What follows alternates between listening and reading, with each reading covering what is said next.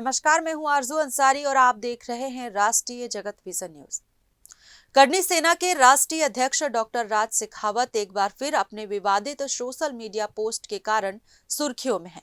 शेखावत ने अपने पोस्ट में छत्तीसगढ़ पुलिस प्रशासन को सीधी धमकी देते हुए लिखा है कि यदि करनी सेना के किसी पदाधिकारी या कार्यकर्ता पर झूठी एफआईआर दर्ज की गई तो इसका अंजाम ऐतिहासिक होगा। बता दें कि ये पहली बार नहीं है जब शेखावत इस तरह के विवाद में घिरे हों। इससे पहले उन्होंने सोशल मीडिया लाइव आकर हिस्ट्री शीटर वीरेंद्र तोमर का जुलूस निकालने का विरोध किया था। उस दौरान उन्होंने कार्रवाई में शामिल पुलिसकर्मियों और रायपुर एसएसपी के घर में घुसने तक की धमकी दे दी थी। इस मामले में रायपुर पुलिस ने उसके खिलाफ एफआईआर भी दर्ज की थी। शेखावत की धमकी वाले बयान के बाद मौदाहापारा थाने में पुरानी बस्ती थाने के पूर्व थाना प्रभारी योगेश कश्यप ने शिकायत करवाई थी। अब एक बार फिर उनके ताजा सोशल मीडिया पोस्ट ने नया विवाद खड़ा कर दिया है, जिससे पुलिस और प्रशासनिक हलकों में भी हलचल मच गई है।